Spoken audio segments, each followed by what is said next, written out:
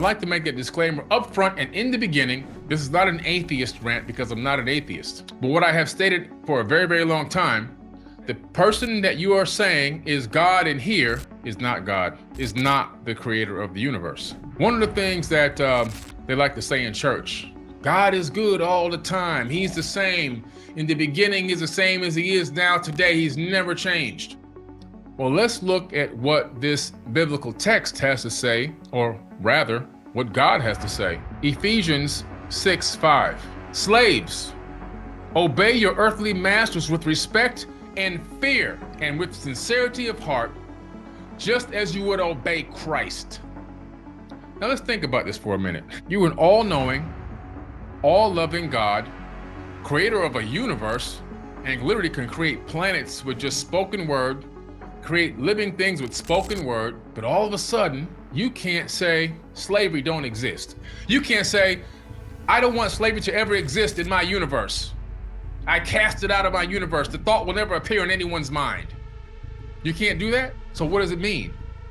What this means is, you gotta remember, the Bible was written by what? People, human beings. They're trying to say that this thing was orchestrated by the God that created the universe.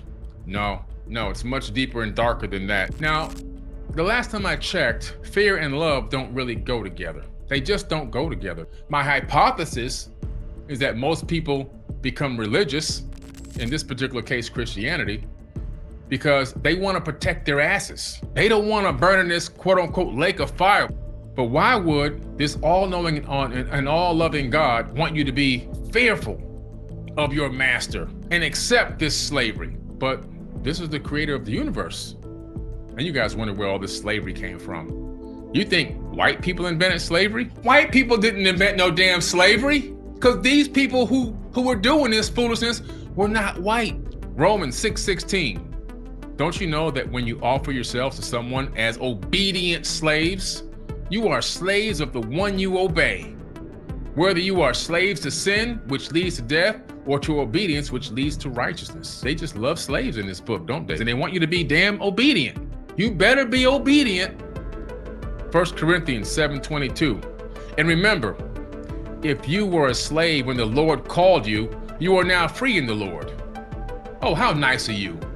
I can still be a slave, but as long as I'm calling on the Lord and believing in the Lord, I'm the slave in the physical body, but my mind can be free, but my body can never be free. And if you were free when the Lord called you, you are now a slave of Christ. Oh, why thank you. I can now be a slave of Christ as well. Come on. This is complete foolishness. If you think this is the creator of the universe doing this, if you really truly in your heart believe that sincerely, then you've been fooled to the highest level. Many claim that to be a slave of God is to serve God in the spiritual sense, a state of obedience that is self-inflicted. But let's consider the historical context. The Mesopotamian texts, which predate the Bible, offer striking similarities to biblical narratives. For instance, the story of Noah in the Bible parallels Mesopotamian flood accounts.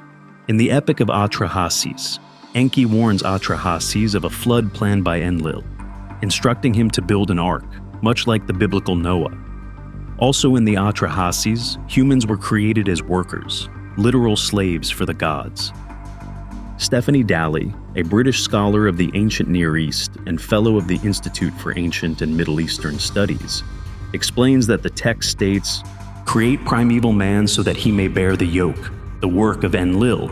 Let man bear the load of the gods." Atrahasis Epic, Tablet 1. This passage implies that humans were made to relieve the gods of their labor.